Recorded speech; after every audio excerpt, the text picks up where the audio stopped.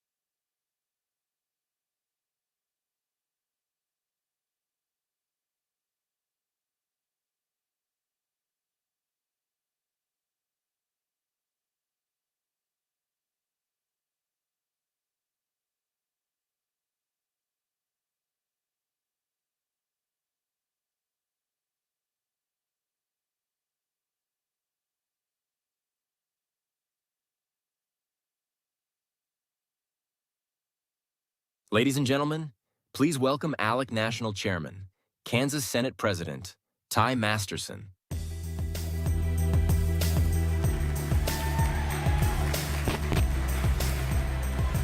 All right. Hope you all had a good morning. Please take your seats and we'll just get started. So, please join me this morning, or this afternoon now, welcoming the Capitol Commission's Arizona State Minister Bill Heitzinger as he leads us in prayer for the meal.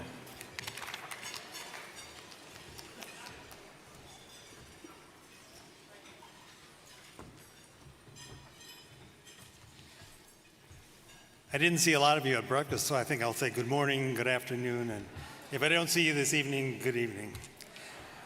Would you bow your heads and while I pray for God to bless this meal. Father, you created the heavens and the earth, and every good gift and every perfect gift is from above. We praise your holy name, giving you all honor and glory. Thank you for this meal. May it be a blessing to our bodies, enabling us to fulfill all the work that you have laid out for us to accomplish. I pray this in the name of our Lord Jesus Christ. Amen. Ladies and gentlemen, Capitol Commission serves in capitals across the United States to bring prayer, a spiritual presence, and the proclamation of the good news to government officials, their staffs, and all legislators in those bodies. But today I would like to tell you about two other resources that Capitol Commission offers. Bringing Scripture into state capitals enables Capitol Commission ministers to aid government leaders in experiencing the peace of God. In many respects, I would submit to you that this is true shalom, an experience of wholeness and fulfillment attained only through the grace and the mercy of God. The second resource is the realization of the importance of rest. In his gospel, Matthew gives us these words by Jesus Christ in chapter 11, verses 28 to 30. "Come to me, all who labor and are heavy laden, and I will give you rest. Take my yoke upon your shoulder and learn from me, for I am gentle and lowly of heart, and you will find rest for your souls. For my yoke is easy and my burden is light." Jesus is telling us that we can learn how to handle the trials and the travails of this fallen world by partnering with him and submitting to him. If we give him control, he will carry our load, and we, in turn, will find rest for our souls. This is God's rest, the rest that we read about in Genesis 2, when God rested on the seventh day after he finished all his work. Now, God is not tired, and so his rest was to look back on his finished work, to bless it, and to make it holy. If we learn to rest in and through Jesus, we can, in faith, look back on our finished work, bless it to the Father, and rest in his love. If you haven't already been there, please join us at the Capitol Commission booth out in the exhibit hall. And if you identify as Ryan Wilcox, you won our John MacArthur Study Bible. So please come by our booth and pick it up. We are giving away another one tomorrow, so we'll call you if you win that one. Now, may God make his face to shine upon you. May you know his love, peace, and rest. And please remember that you were created to be salt and light of the world. Thank you, and God bless.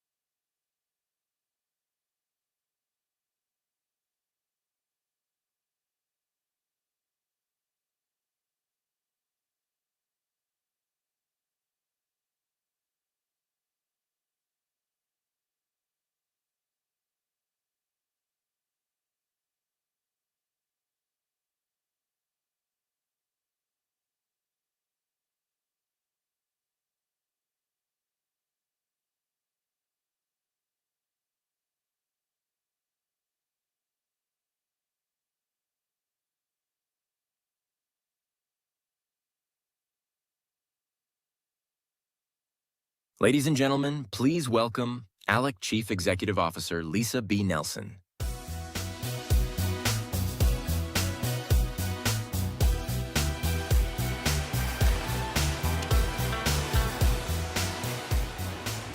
Thank you.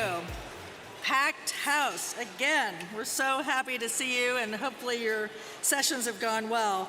You know, one of the foundational principles behind our success at ALEC and the private-public partnership, but to be truly successful as a state legislator, you also need to have a good partnership with your governor. I don't mean that you should be working for your governor, but with your governor. One of the states that benefits from a great governor who shares our principles is Oklahoma. But don't take my word for it. Look at the results. Governor Stitt signed a universal education freedom bill into law last year, expanding education freedom options for every Oklahoma family. As a result, the Sooner State ranks 7th overall in our ALEC's Index of Educational Freedom. In our unaccountable and unaffordable report on unfunded public pension liabilities, Oklahoma ranks 14th overall per capita, primarily through their fantastic pension reform back in 2014 and efforts to fully fund the public pension plans. This year, Governor Stitt vetoed legislation that would have chipped away at those vital reforms. In fact, if your state is looking to rework your pension system blueprint, look to Oklahoma. It's really quite an achievement. Oklahoma is also ranked 9th in the nation for economic outlook in our latest edition of Rich States, Poor States, and has netted more than 75,000 new residents in the last decade.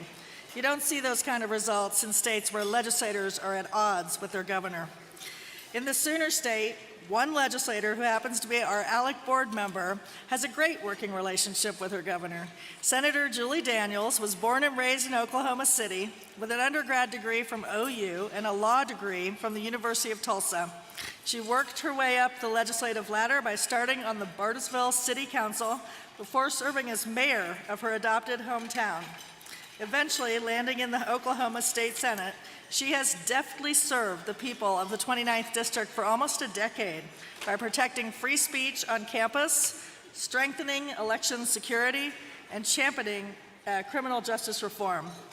She was there when the debate over 340B heated up in Oklahoma this year. And for those of you who are not familiar with 340B, it's a federal government program. That should be your first clue. Designed to provide discounts for prescription drugs, some states have recently thought to expand this program beyond what is federally statute. The problem is the consumers rarely, if ever, receive that discount. And most of you, any of the real savings on prescription drugs ends up in someone else's pocket. In a nutshell, it's another government debacle filled with big promises and even bigger problems. But I'm sure we'll hear more about that later. Now here this afternoon, I am honored to present our 2021 Jefferson Award winner, Senator Julie Daniels.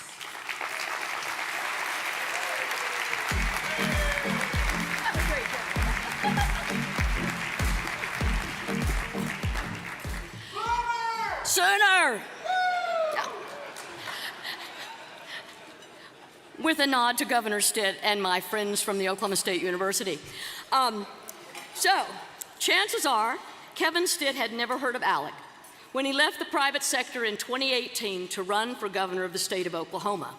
He'd been far too busy as a successful entrepreneur, founding Gateway Mortgage in the year 2000, now operating in 42 states and overseeing $20 billion in residential mortgages, and just a few years ago through a merger, creating Gateway First Bank, which is now one of the 10 largest in Oklahoma in terms of assets, overseeing $2 billion in assets, 133 mortgage centers in the United States, and employing 1,600 people. But as Kevin Stitt worked in the other states, he began to wonder, why can't Oklahoma do this that I see in Iowa? Or Florida, why can't Oklahoma do that I see in this state? And Oklahoma does certainly a lot better in other things, but I want my state to be in the top 10. So he threw his hat into the ring, and in 2018, with no political experience, earned more votes in a governor's race than any in state history. And we re-elected him in 2022. Now, Kevin Stitt is an entrepreneur, he's energetic, he's bold, sometimes impatient, and he will work with anybody who wants to advance his state. In point of fact, one of the statistics Lisa briefly mentioned is that during his tenure, for the first time, Oklahoma moved into the top 10 in economic outlook in rich states, poor states, rising to as high as number 3 in the year following the pandemic because Kevin Stitt made sure Oklahoma was always open for business.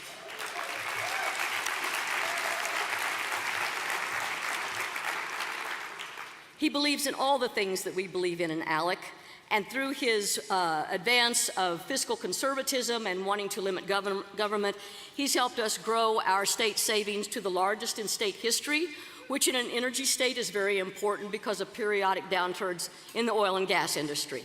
Ladies and gentlemen, Governor Stitt serves as Vice Chair of the National Governors Association, Policy Chair for the Republican Governors Association. He and First Lady Sarah have been married 25 years. They have 6 children, at least 1 new son-in-law. And on the behalf of the Oklahoma delegation, it is my honor to introduce you to my governor, the Honorable Kevin Stitt from the great state of Oklahoma.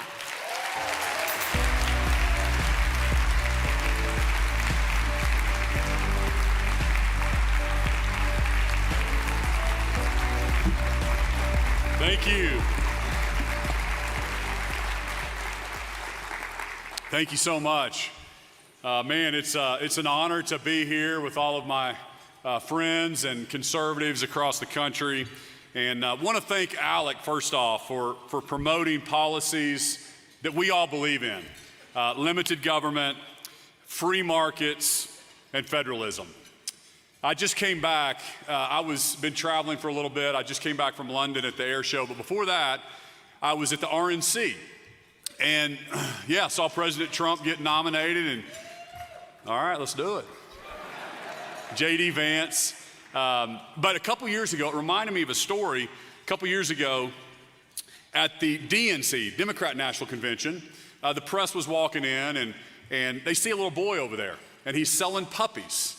And he's saying, "Come get your Democrat puppies here. Get your Democrat puppies." And the press is like, "Oh, that's pretty cute." They go on in. Well, 2 weeks later was the Republican National Convention. And the press is scurrying in there, and they hear a little boy over there selling puppies again. And this time he's saying, "Come get your Republican puppies. Get your Republican puppies here." And the press, they get so curious. I wonder if that's the same boy that 2 weeks ago was selling Democrat puppies. And so they go up to him and they're like, "Are you the same boy that was here 2 weeks ago selling Democrat puppies?" He's like, "Yes, sir, I sure am." And they said, "Well, what changed between 2 weeks ago to today you're selling Republican puppies?" He looks at them and he's like, "Well, now the puppies have their eyes open." Just making sure I was in a good audience here with you. So, here's the deal. I truly believe that most Americans, regardless of your political background or where you live in the country, we really all want the same things. And that's the best education for our kids, right? The best opportunity for them.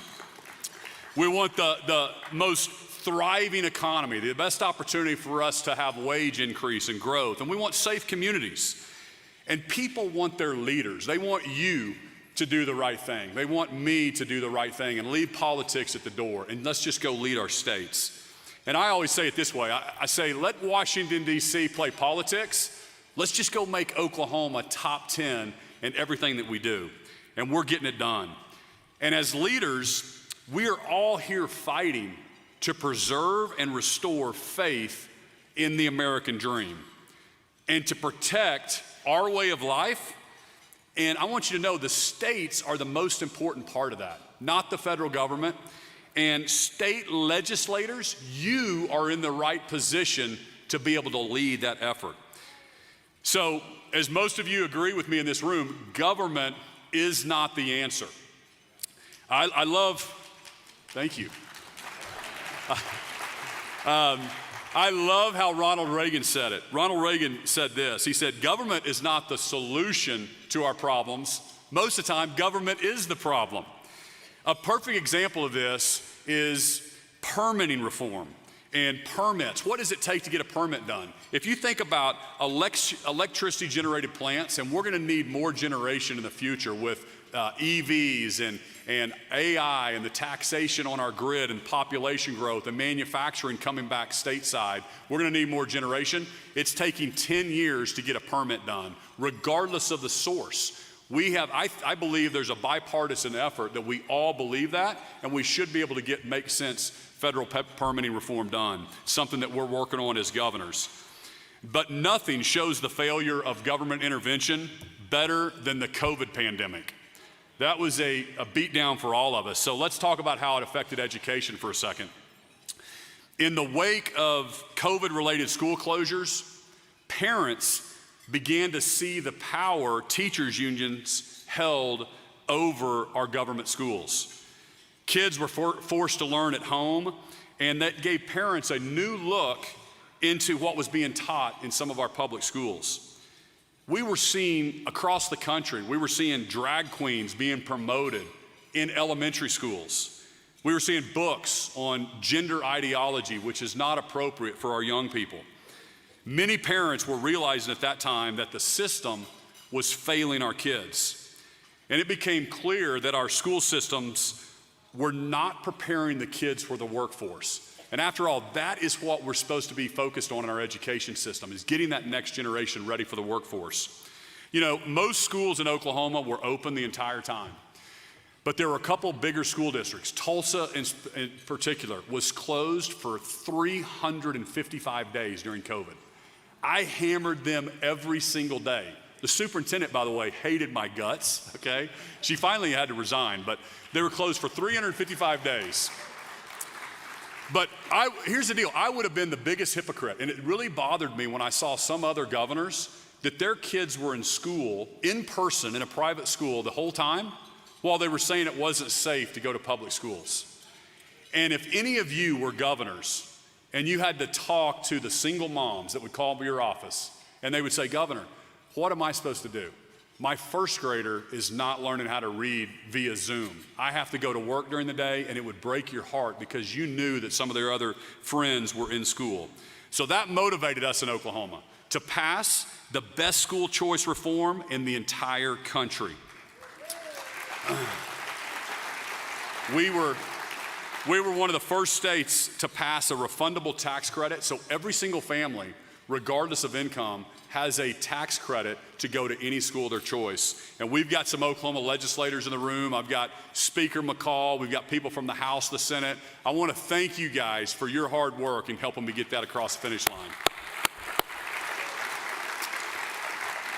But here's what I tell people all the time. Listen, the rich people, they already have school choice, okay? They can buy a house in a different neighborhood. They can choose to buy this house to get their kids in this school district. But if anybody had a son or daughter that was getting into the wrong crowd or getting into drugs or was in a school district with low graduation grades or ACT scores, you would do whatever you could to move your son or daughter. And that's what Oklahoma just gave to every single family in our state. We're so proud of it. But Oklahoma also became the first state in the country to approve a religious charter school. And let me just remind everybody that some people get hyped up on this. You don't have to send your kid to the Catholic charter school or the Christian charter school or the Hebrew charter school, but that's a choice. You can go to your local zip code school. This just creates more choice and more options for our parents. But instead of more options, the left has become more concerned with these gender ideology, the DEI, instead of merit, instead of teaching our kids and preparing them for the workforce, that anything is possible through hard work.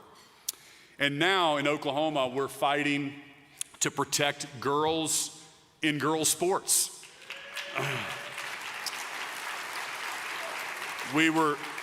I was one of the first governors to sign the Save Women in Sports bill. It's probably one of my favorite bills to sign in the state. And the Washington Post interviewed me afterwards, and they were like, Governor, you signed this controversial bill. I'm like, which bill are they talking about? I'm like, the Save Women in Sports bill? No, that wasn't controversial in Oklahoma. Oklahoma knows the difference between boys and girls, and we're going to protect girls' sports in the state of Oklahoma. And I'm telling you, I've had so many athletes and college OU track stars and girls coming up to me saying, Governor, thank you for protecting our scholarships in the state of Oklahoma. But what does more school choice mean for us in Oklahoma and in your states? You know, I believe it injects the free market into our education system. Why is that important? Because at the end of the day, we need to align education with workforce needs. And nothing does that better than the free market. In our state, we have a huge aviation and defense industry. And so we need more workforce in that area. So we set up an aviation school in Norman, Oklahoma, where I grew up. And so now when you're a freshman in high school, if you say, hey, I want to be an aviation mechanic, we don't poo-poo that and say, no, you got to go to a 4-year college and you've got to go get a degree. We say that's awesome because it's A&P mechanic at Tinker Air Force Base at American Airlines, they start at $70,000 a year. Matter of fact, I went home and told my son, I said, you're going to become an aviation mechanic. But Alec, your organization has been so critical in this piece and moving and talking about education freedom initiatives through state houses all across the country. And I think to date we have 12 states, if I have my numbers right, that have passed this, and we're working on 16 more by 2025, so we can get this done.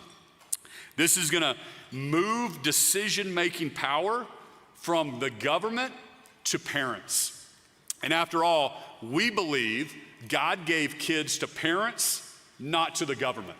So we're putting parents in charge.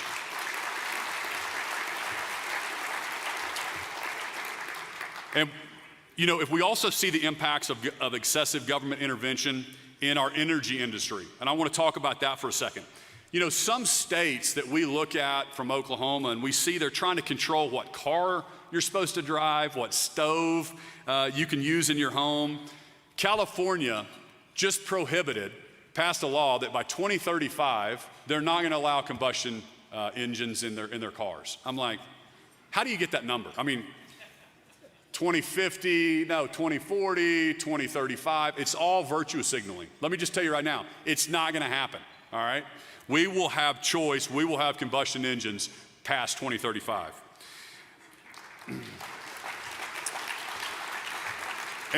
But the attack, if you really think about it, the attack of the Biden administration trying to pick winners and losers is raising prices on everyone in the process. Have you guys heard of the Keystone XL pipeline, right? Day one in office, this administration canceled that project. What you probably don't know is Cushing, Oklahoma was going to be the home to that pipeline. Cushing, Oklahoma is where West Texas Intermediate is priced, WTI. And did you know this? There's already 2 pipelines from Canada to Cushing, Oklahoma. The Keystone XL was going to be the 3rd one. And we know that the safest way to move oil and natural gas is by pipeline. But guess what? The big train lobbies, the transportation industry, the people that don't want to lose that revenue start stirring everybody up. And as we all know in this room, politics gets involved. Also, this administration has leased fewer acres for energy development than any other president in history. They halted new LNG exports, okay? That hurts not only the companies in Oklahoma and Pennsylvania and Texas and all over our country, but more importantly, I've met with 60 ambassadors. It hurts our allies. That guess what? Newsflash, they rely on American energy. They have to have a reliable, affordable grid for their citizens. And so what do we do when they can't get it from their friends? We drive them into the arms of our adversaries. Because of these anti-American energy policies, taxpayers are now spending $1.7 trillion in hidden energy costs. That's the cost to the American people. But states like Oklahoma, we do it very well. And I love to brag on our energy story. We're number 6 in oil production. We're number 5 in natural gas production. We're also number 3 in electricity generated by wind. You probably didn't know that about our state. But we have some of the cleanest water, cleanest air in the country, and 47% of our energy comes from renewables. We're one of only 4 states that can say that.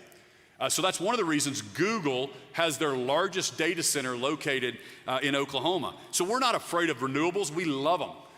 We just don't think the government should pick winners and losers, and we explore all forms and all of the above approach in the state of Oklahoma. And thank you. Because of that, right now Oklahoma is being very attractive to manufacturing. We're bringing supply back closer to home. The supply chain is being relocated back to the U.S., so Oklahoma is the spot that everybody's looking at. And we are the #1 most affordable electricity cost to the industrial consumer, #2 to the commercial consumer. That's all so important, and I would encourage all of us to have those policies in our state that encourage an all of the above approach.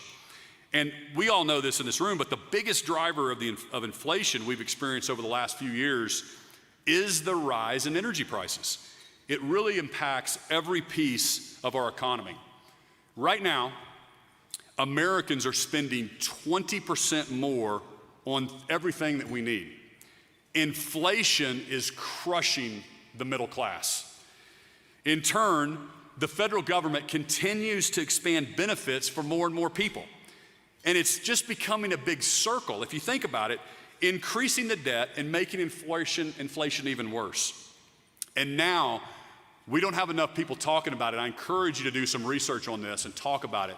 But we are spending 25%. I just saw Elon Musk tweet about this as well. We are spending 25% of our revenue or income on interest only on our national debt. All right, what does that mean? I'll give you an example. So when I graduated from Oklahoma State, go Cowboys.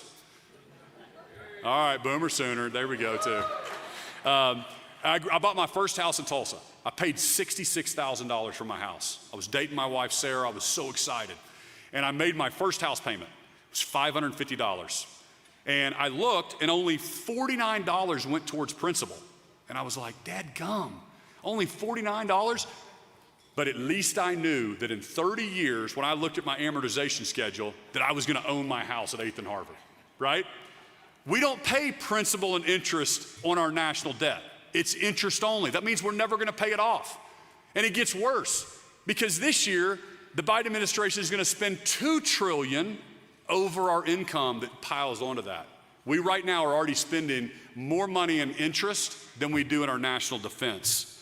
So states, like all of us in this room, we need to band together and we need to pass a balanced budget amendment.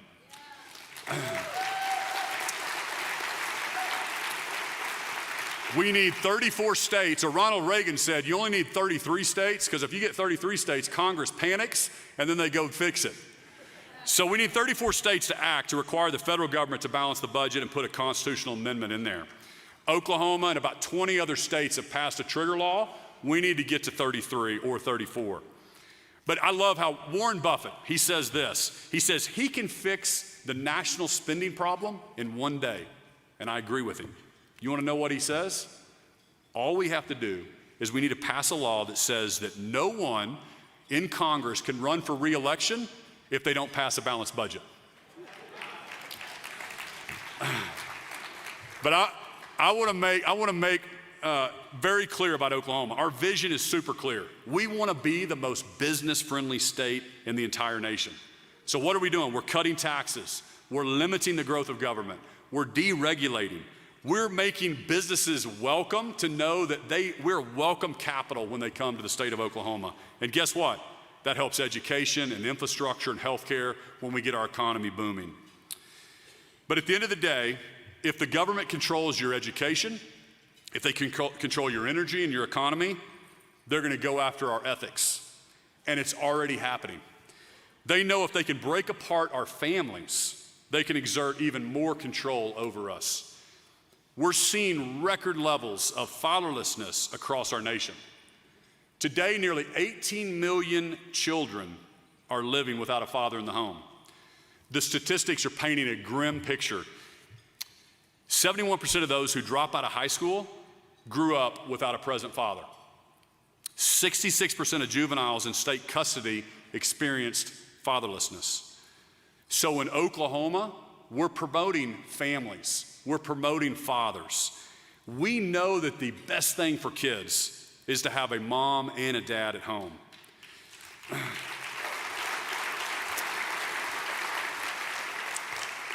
And we need fathers engaged when they are home. Studies show that the average boy spends only 30 minutes on a one-on-one conversation a week with their dad, and they spend over 40 hours a week in front of a screen. Kids with engaged fathers are 80% or twice as likely to go to college, and they're 80% less likely to spend any time in jail. Our states and our country are desperately in need of fathers who are willing to step up and change the status quo. President Ronald Reagan said it this way: there is no institution more vital to our nation's survival than the American family. Here, the seeds of personal character are planted, the roots of public virtue first nourished. Through love and instruction, discipline, guidance, and example, we learn from our mothers and our fathers these values that will shape our private lives and our public citizenship. And you're all here today because I know you love our country and you believe in public service. We know that there is hope in the American dream, and it is worth us all fighting for. That's why it's so important that we bring common sense solutions back to our education system, to our energy infrastructure, to our economy, and to our communities. The founders of our country envisioned a country where there is no limitation to what one person can achieve. And it's our job to make sure government isn't one of those limitations. Thank you all for what you're doing in your states and for working to keep the American dream alive. May God bless you, and may God continue to bless this United States of America. Thank you.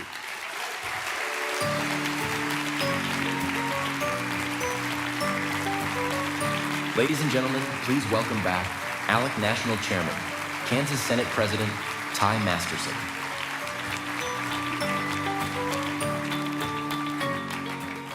All right, thank you, Governor Stitt. You're actually causing me to struggle. I'm having a little bit of governor envy. I'd like to accomplish some of those same things, but we got a little higher bar. Not that we don't have there. Hey, all right, I better jump to it. We're already running a few minutes behind. So, in 2016, Wisconsin was set up for success, benefiting from what Lisa mentioned earlier, successful partnership between the governor and the state assembly. Results were fantastic. Wisconsin ranked 9th overall in economic outlook.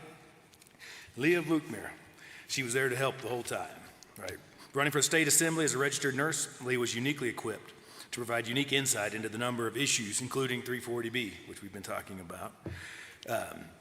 Well, she could easily whip up a few more slides, I'm sure, on myth and fact too. So please help me welcome the 2016 National Chair, Leah Vukmir, to the stage.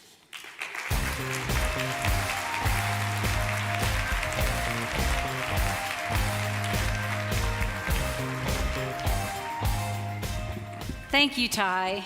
Good afternoon, ALEC. Come on. Good afternoon, ALEC. Gotta wake up. We got a full day ahead of ourselves. It is so great to be here with all of you who are fighting in the trenches, fighting the good fight to protect liberty and freedom. You are the heroes, and you are the ones that are doing it every single day. You're the defenders of everyday citizens who are trying to make a better life for themselves and for their families. So thank you for all that you do. And I want to thank Pharma for sponsoring this luncheon. I want to thank ALEC for giving me an opportunity to talk about this thing called 340B. Okay, so Lisa mentioned it. She brought it up. A lot of people are scratching their head. If you don't know what this is, it's probably because you haven't had to. It's a federal program. But now, I'm imploring you to know more about it. And here's why. It is an opportunity to give you a chance to fulfill the ALEC principles that every single one of us who has come to this conference on a regular basis understands, and to embrace as part of your work as lawmakers. So what I want to do is share with you a little bit about what Lisa started talking about, this 340B program, but I want to give you a unique perspective, because I have a unique perspective, because I look at this issue through 3 different lenses.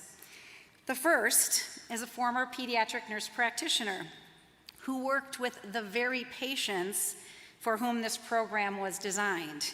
In my case, the needy and underserved in the inner city of Milwaukee, Wisconsin. And thank you all for coming to my state, those of you that you did last week. So I have firsthand experience seeing the value of this program and what it has provided for families in its original intent and design. Key words, original intent and design. Now we all know government creates all kinds of programs, and somewhere along the line things change. So my second lens that I look at the 340B program, and I'm going to keep saying 340B because I want you to remember this, is as a former state senator who served on the very powerful Finance and Budget Writing Committee, where decisions on how to allocate precious taxpayer dollars can be quite contentious, as many of you who serve on those committees know. I'm very aware of the pressure that you are under when discussions are made about how taxpayer dollars are spent to make sure that they are spent wisely and efficiently for those who most need government assistance, and to make sure they're prioritized. The final lens that I look at this topic through is my current role as Senior Vice President of State Affairs for National Taxpayers Union, the oldest taxpayer advocacy organization in the country. I'm now in a position to advocate on behalf of taxpayers across the entire country, in all of your states, not just my home state of Wisconsin. So with that as a backdrop, I implore you to take time to fully understand this issue before being swept into sponsoring legislation that will harm those who desperately rely on the helping hand of government, and to prevent unintended consequences that this 340B program, or reforms to 340B, may wreak on the health of our pharmaceutical industry and its promise to provide all of us with life-saving medications at affordable prices. So, the 340 program was originally conceived as a targeted method of providing affordable medications to needy patients, not as a gateway to systemic price controls. And we all know we don't like price controls as free market lawmakers. Taxpayers, including your supporters, have a major stake in preventing even more burdensome government mandates and manipulation into the healthcare market. And that's exactly what the vast majority of bills that have been starting to crop up across the country in state houses have been doing. They create regulations and they manipulate an already artificial healthcare market. So you as lawmakers are truly in a position to push back, but you have to do it from a position of understanding. And that is understanding the current federal and state implications of this policy. As currently, this 340B program is under extreme scrutiny from the United States Congress. It was created in 1992 as a well-intentioned program, as a public-private partnership to deliver prescription drugs to moderate-income families and patients. 340B has increasingly become controversial amid allegations that providers are gaming its structure to earn revenues and distribute medications well outside the communities it was intended to support. Last year, my organization, National Taxpayers Union, actually commented on legislation before a subcommittee of the United States House Energy and Commerce Committee that would step in and place, the legislation would step in and place guardrails on the 340B program and its growth. Among the changes that were contemplated then were that Congress would codify the definition of any 340B beneficiary. It would ensure that facilities that utilize the 340B savings are audited for compliance, and that revisiting automatic eligibility of disproportionate share hospitals who receive these benefits. So given the potential for Congress who is currently considering these and other structural reforms, advancing state legislation at this time could be establishing a regulatory foundation built on a house of cards. So I urge you to be cautious. Let me give you some quick facts. The program of today is not directly benefiting the patients it was supposed to. Biopharmaceutical companies provide tens of billions of dollars in 340B discounts every year, and the intended purpose, as I have said, is for these hospitals and clinics to use the money they save to improve patient access to affordable medicines, and this just simply isn't occurring. Nearly 60% of the hospitals in the United States currently participate in this program, a program that I said was intended to serve the needy. There is no evidence that expansion of the program has translated into access to medication for more patients. 2/3 of the 340B disproportionate share hospitals, you all know the name, DISH hospitals, aren't even located in medically underserved areas, meaning they're not in the communities that most need the safety net. And 65 of those disproportionate share hospitals have charity care rates that are below the national average, spending less than 2.9% of their operating expenses on discounted care for vulnerable patients. There's very little accountability in this program, and has now become a profit engine for big chain pharmacies and pharmacy benefit managers. Pharmacy benefit managers and others are using medicines as a profit center, taking over a half of every dollar spent on medications. And lastly, hospitals are buying up independent physician practices and turning them into 340B entities. This trend is driving up the cost of healthcare. We all know it, and here is one of the reasons why. It should be a great concern to all of you who oversee government healthcare programs subsidized by the hardworking taxpayers in your state. Many patients are paying more than they should at the pharmacy, and hospitals are marking up the costs of medications, which drive up the costs of insurance, including for employers, employees, and taxpayers. Something must be done. Sadly, as someone who fully embraces the principle of federalism, as all of you do in this room, fixing the 340B program requires a federal solution. Advancing state legislation right now could put your state in a very precarious legal position. Currently, legislation in Maryland, Mississippi, Louisiana, West Virginia, they're facing rigorous legal challenges. And that is not the direction you want to be taking your state in.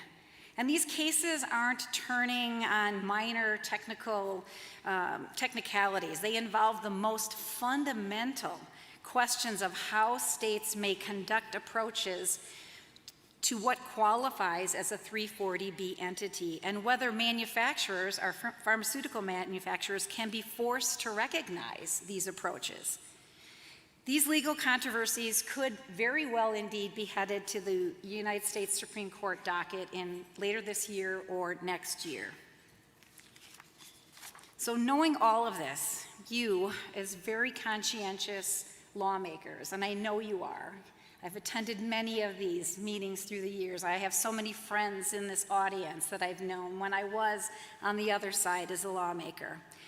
You should avoid putting your taxpayers in your state, your constituents, on the hook for defending legislation whose legal and constitutional pedigree is currently in a major flux.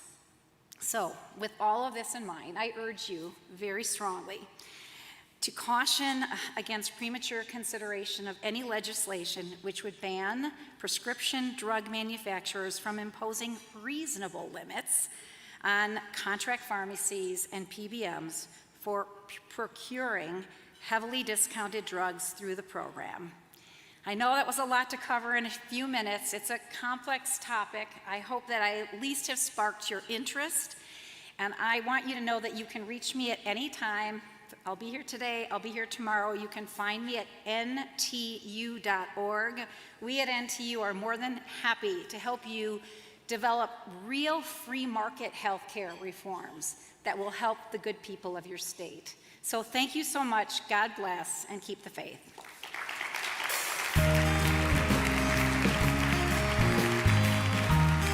Ladies and gentlemen, please welcome back ALEC Chief Executive Officer Lisa B. Nelson. All right, we're not done yet, so stay in your seats. As we always do, we pack so much into every one of these sessions. Leah, it was fabulous to see you up at this podium again as our 2016 National Chair. We had so much fun. I want to switch gears and take a minute.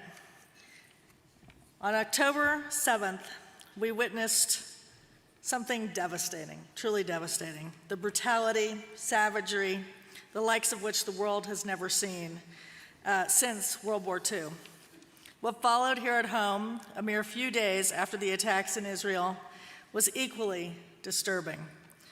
People organizing protests and even rioting in support of those same terrorists, some in the streets, some on college campuses, and the response from our supposed leaders was equally disappointing. For the progressives, pointing fingers at us, that is extreme. We watched in horror as presidents from 3 leading universities testified in Congress and declared that calling for the genocide of the Jewish people is acceptable, depending on the context. Harvard's president dared to say calling for genocide would not violate their university code unless the speech, quote, crosses into conduct, as in actually committing genocide. That is extreme. 2 of those presidents are now gone, but their tolerance, yes, still have some work to do. But their tolerance, their acceptance of this way of thinking still permeates throughout our workplaces, our communities. I don't know if you guys saw, we had Hamas protesters outside of our hotel last night, about 125 of them, and throughout the education systems.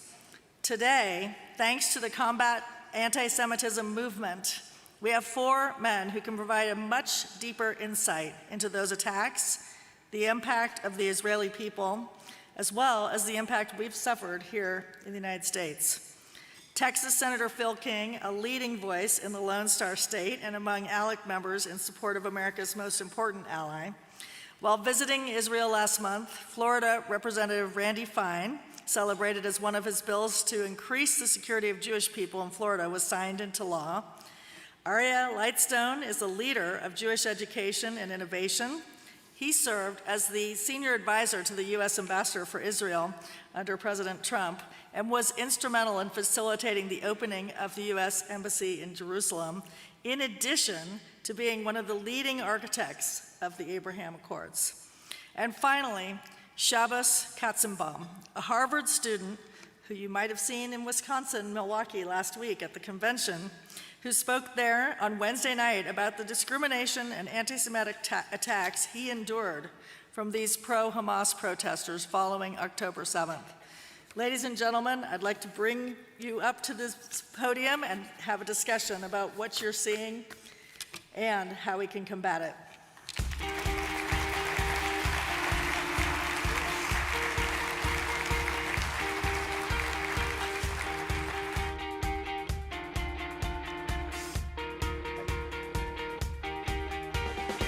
Good afternoon, ALEC. It is so nice to be with you today. Leah, it was wonderful to hear from you, and I have the advantage of saying what she said was complicated. What we are about to say is simple. This is a crossroads of civilization, and there will be a determination of which side of those crossroads we wind up finding ourselves on. And I just want to set the stage for what our conversation is going to be like with the following context. 2 things can be true at the same time. Number 1 is anti-Semitism is at a record high right now across the West, including the United States of America. Today it is safer, and I've done this repeatedly since October 7th, for me to walk the streets of Riyadh, Saudi Arabia, Abu Dhabi, United Arab Emirates, than to go speak at a lecture at Columbia University. Think about that for just one moment. At the same time, at the RNC last week in Wisconsin, that was likely the single most pro-Israel philo-Semitic, which in English means pro-Jewish, event that I've ever attended in my life, that I believe has also been ever hosted by any mainstream organization in the United States of America.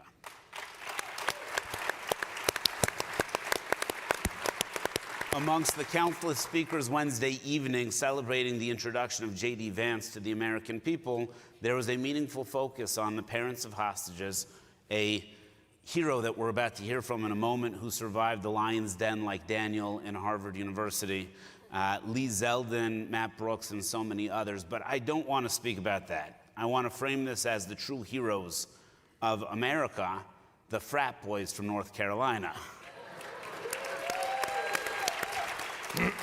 And that's what I want our panel to discuss. This is not a Jewish issue. This is not a Israel issue. This is not a Zionist issue. This is an American issue. And what those frat boys at North Carolina demonstrated that none of the presidents of Harvard, MIT, Penn, and so many others can ever understand is that you have American values or you have Hamas values, but you can't have both of them. And that's what I hope that we're going to cover in this short period of time. And I'm grateful for all of your time with us today to make this an American issue and indeed not a Jewish issue. Let's start with you, let's actually start with you, Shabbos. You're closer and have the best hair. Wow. I'm going to tell my mom you said that. Can you tell us what it's been like to be on the Harvard campus for this past year? Sure. Well, first of all, I want to say my real claim to fame is the North Carolina frat boys asked if I wanted to go drinking with them after the convention. So that's pretty cool. So, I mean, how much time you got? The past year, let me actually backtrack for a second. If you would have told me that I'd be speaking at the Republican convention, I would have said, yeah, as a protester, someone who infiltrated.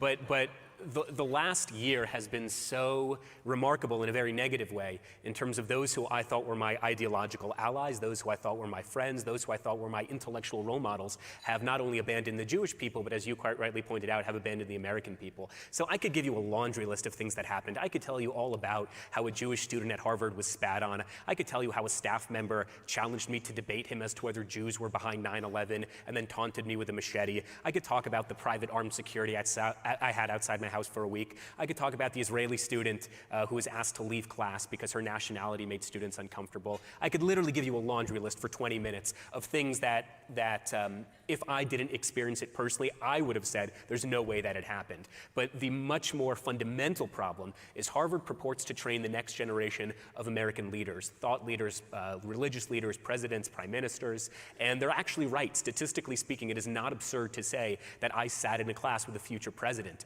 If these are the classmates, if these are the students who will be America's future leaders, I can assure you we are in serious, serious danger. They are not just ripping the Israeli flags. They are not just tearing down the hostage posters. Of course, they are doing all those things. But they're also ripping down the American flags that I planted in partnership with YAF, Governor Scott Walker's organization. They ripped all that down as well. They are anti-American. They are anti-West. They are anti-capitalist. They've made those points very, very clear. And those anti-Israel protesters you were describing yesterday outside of Prime Minister Netanyahu's address, that was co-sponsored by a group of Harvard students who were at these rallies and vandalized monuments and said Hamas is coming. So it's very, very scary. And I have the easy job. I just get to complain, which I've been doing most of my life because I'm Jewish and it works really well. But don't tell the anti-Semites at Harvard I said that. They'll use that as good. But you guys, it's true. But you guys have the difficult job, but the important job of actually doing something about it, passing legislation and creating solutions to these problems. So I've spoken probably too long, but it's bad, and we need your help. Shabbos deserves an enormous round of applause. Oh. Thank you. Partially because he sees the time and he spoke very quickly, but not because of that. I'll tell you what happens when you're on a college campus. It's easier to mind your business and to stay silent. I've got a job that I want to get. I have a place that I want to apply. I want to be part of my same social circle that I was. I'm positive from our conversations, none of those social circles are with you anymore. It takes guts and it takes fortitude, and at a young age, it really is something inspiring for us to see. You're in a room of leaders, but I think we can all look to you for that as an example. Thank you, Shabbos. Thank you very much. Representative Fine, I know that you've proposed a legislation to be contemplated to come out of ALEC. I know that you've succeeded in passing it in Florida. I know that you've come up with some additions to make it better. Would you spend a couple minutes and tell us about it? Sure, I'd be happy to. And look, it's an honor to be here. I actually was Shabbos 30 years ago. I went to Harvard. I was one of those future leaders. I guess they didn't do a very good job. So, and the ironic thing is I have two sons, two Jewish boys who are 16 and 12. I spent my entire life trying to get them set up to be able to apply to Harvard, where I went. Now I don't know that I want them to go to college at all. So I want to tell you a quick story about my visit to Israel with my two sons just a couple weeks ago, and then we'll talk about that bill. The story I want you to know is not something remarkable. It's not about my meetings at the Knesset. It's not about all the people I saw. It's not even about meeting with the soldiers or cooking with them. It was when I took my boys on the last day to the Western Wall, and we went through security to get to the Western Wall. And as we walked through security, the security guard, the guy who was wanding us to make sure we didn't have anything bad, talked to us. And he said, "My best friend died on October 7th. Now, there weren't a lot of Americans there. He didn't get a lot of people to talk to. There's not a lot of tourism in Israel. So my best friend died on October 7th. And can you explain to me why Americans hate Israel?" That is what they are being told, and that is what they are hearing over there. That is part of the evil that we get from the mainstream media today. Now, I know that in this room, people do not feel that way. And that is why today here at ALEC, we have an opportunity to show that. In Florida in 2019, we passed model legislation because we saw anti-Semitism on the rise. And what I always got told, I'm the only Republican Jew in the Florida legislature, and what I always got told was the same people who thought misreferencing someone's pronouns was violence never had a problem when it came to talking bad of the Jews. They would just say, well, it's just the Jews. And I said, look, I'm not a lawyer, but I think what we'll do is this. We're not going to discriminate in how we deal with discrimination. So in 2019, we passed a law where we did two things. We defined what anti-Semitism was, and we said, we're not going to tell you in our educational institutions how to deal with it. We're just going to tell you one thing. However you deal with racism, that is exactly how you will deal with anti-Semitism. And so when you look around the country and you see what we have seen in the last year, thank you. When you look around the country and you see what we have seen at universities in Massachusetts and New York and California, you know where you don't see those kinds of things going on? You don't see those kinds of things going on in Florida. And it is because in Florida, we have advanced these bills, we take them seriously, and we pass them. And so today and tomorrow, those of you who sit on a couple of task forces here are going to have the opportunity for us to say, as the conservative movement, to stand with the people of Israel, but more importantly, to stand with the people of America in saying, in this country, we aren't going to put up with this stuff. And so I look forward to talking with all of you about that this afternoon and tomorrow. Thank you, Randy. All right, Senator King, you get to go next, not just because you got the nicest footwear on the stage, but I've had the privilege of going to Israel with Senator King, I think, 4 times now already, and have been incredibly in awe of how he's carried legislation, not just in Texas, but advocated for it across ALEC, which is such a great organization, on a whole slew of things, but the ones that speak closest to my heart, the U.S.-Israel relationship. Senator King, can you tell us, A, how you got into this and sort of how you see what the future portends? Sure. And while I'm here, let me put a plug in, and he didn't ask me to do this, but Ari's got a great book, came out last year. It's called Let My People Know, spinoff of Let My People Go.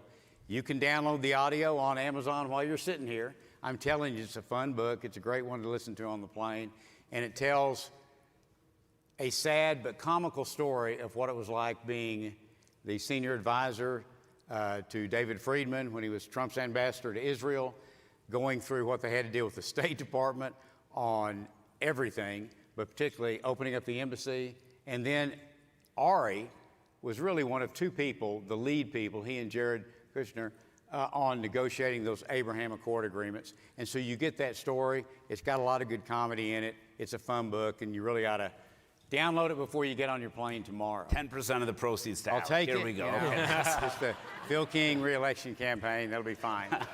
Sold. Okay. That'll do it.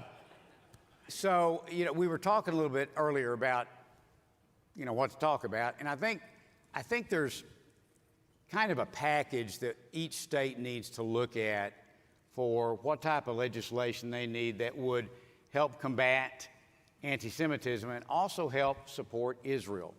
And I think there's really three bills. I think the most important one right now is adopting the IHRA definition, IHRA definition, international definition for anti-Semitism. And it has in it, and which is what Florida did, and which will be up before the task force today. And what it does is it not only defines anti-Semitism, but it also has examples. And you need to put those examples into your state code as well. And that directs all your agencies and schools and everyone to follow that when they run into this. I will tell you from Texas experience, don't just put it in the government code. We have to go back next year and put it in the pub ed code and the higher education code, because schools, kind of being what they are sometimes, don't always pay attention to something unless it's really in their law book. So we're going to have to go back and fix that. But the IHRA, the international definition, is number one right now. The other one is something that's been around for about over a decade ago. There was this, anti-Israel groups figured out that they could not defeat Israel militarily, so they said, well, let's go after them economically. And Israel's a very small nation. They have very, very few resources. All they really have is their people and their brains. And so for nations and states and communities and countries to economically boycott, it's called boycott, divestment, and sanction, to economically boycott Israeli products and their services was a huge, huge problem.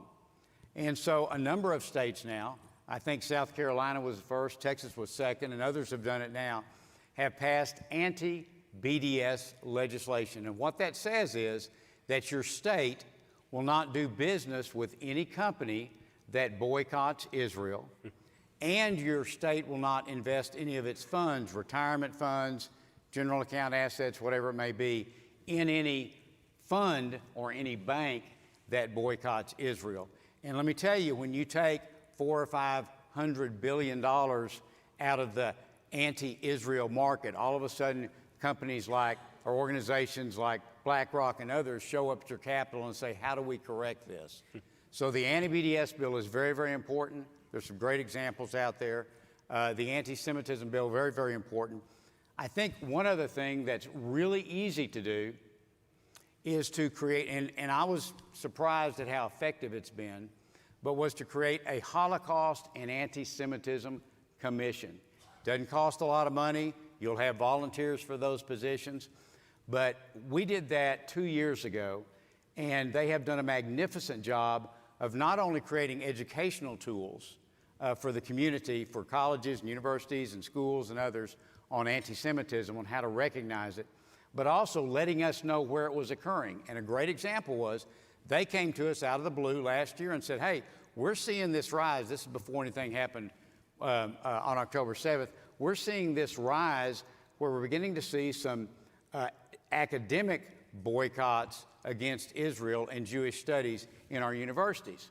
So they brought us a bill. We passed a bill that simply says you can't prohibit international studies with Israel. You can't prohibit exchange students with Israel, and you can't prohibit Jewish studies on campuses. We had no idea how important that was going to be just 6 months later. So that's an easy thing to do: Holocaust, Anti-Semitism Commission, Anti-BDS bill, the IHRA definition, and then just any resolutions you can pass every time you're in session, just saying we recognize Israel's right to exist and its right to defend itself at all times, and that you stand by Israel economically, militarily, and in any way you can. Thank you, Senator King. Chavez, just pointed question. We're going to go round robin and quick. Can Harvard or the other Ivy League schools be saved? So, for those who don't know, we filed a lawsuit against Harvard because they are either unable or at this point clearly unwilling to do anything to combat anti-Semitism and protect Jewish students. And the reason I know that is because if they wanted to take the issue seriously, they literally would have done it already.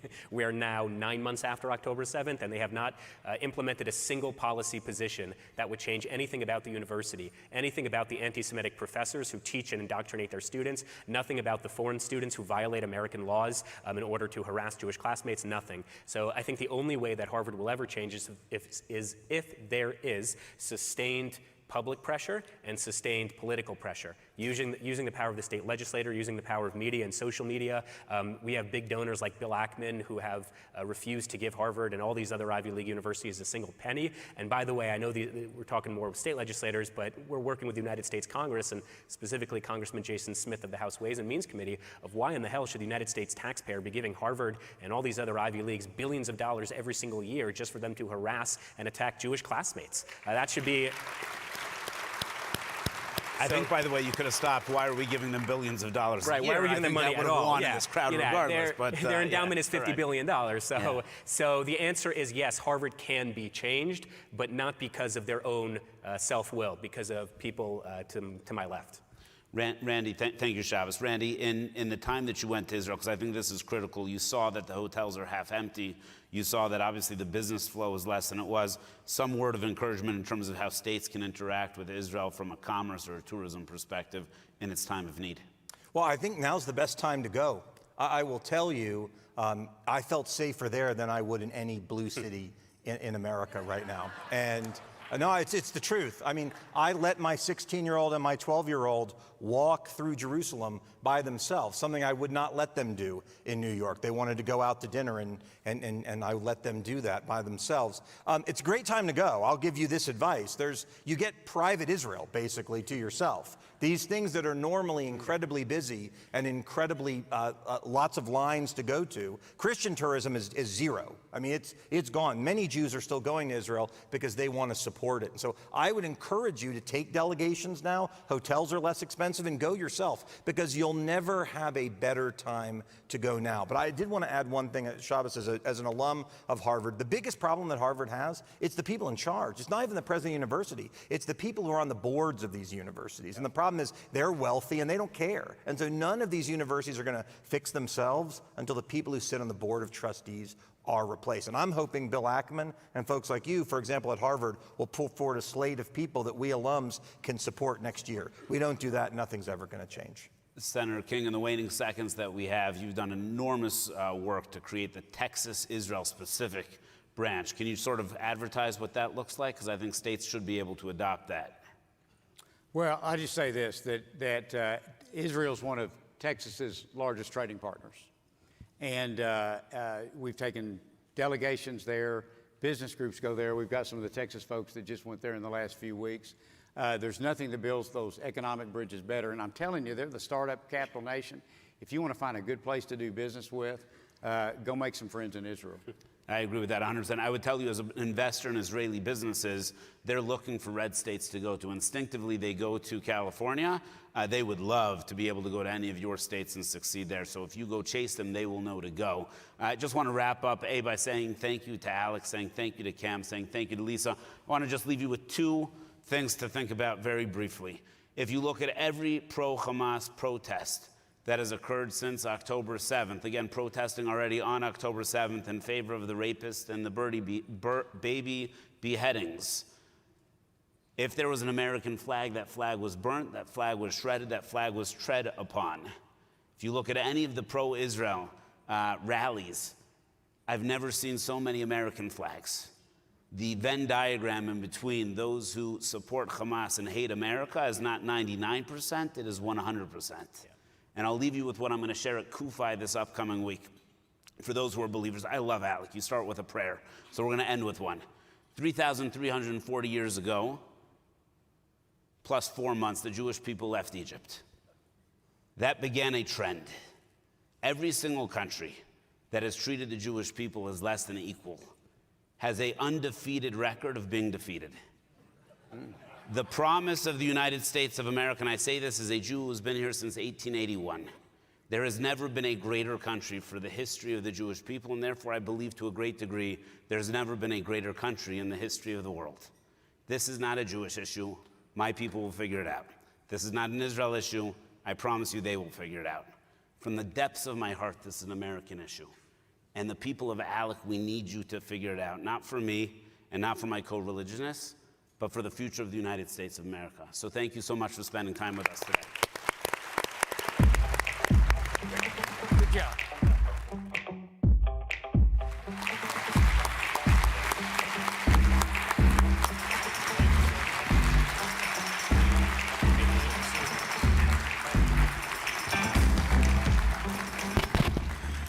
I know we're running a little bit behind, so thank you so much. Not very many people left. I'm so impressed with those that have attended today. And a special thank you to those guys on the panel. What a valuable thing. Ari, thank you for leading that. Shabbos, the conversation we had just sitting here and what I learned about what was going on at Harvard and some of our institutions is just shocking to me, and it has to change. So everything else from here on is an announcement, so if you know where you need to be, get to stepping, you can go. So there's plenty left on the agenda. 2005 annual meeting preview, ice cream reception's upstairs in the Capitol Ballroom foyer. Task force meetings are starting now, so like I said, get to stepping. CIED Task Force, Centennial Ballroom A, Civil Justice, Granite Room, Ed and Workforce Development, Mineral Hall B and C, Energy, Environment, and Agricultural, Centennial Ballroom B. 3, there will be media training in Capitol Ballroom 1 and 2. Don't forget the Iron Lady reception, new location. It's in Silver, which is right outside this room, versus the terrace because it's 100 degrees outside. And then Alec Braveheart at 5:45, and then we'll catch you the rest of the afternoon. Thank you all. The United States is a world leader in innovation. We invent new technologies, put food on the table, and build for the future every single day. And what powers American exceptionalism? Power does. Electricity, the grid. But that's the one way in which America isn't a powerhouse. Our leadership and our livelihoods are put at risk by China's investment abroad and outdated infrastructure at home. America's power depends on our grid security.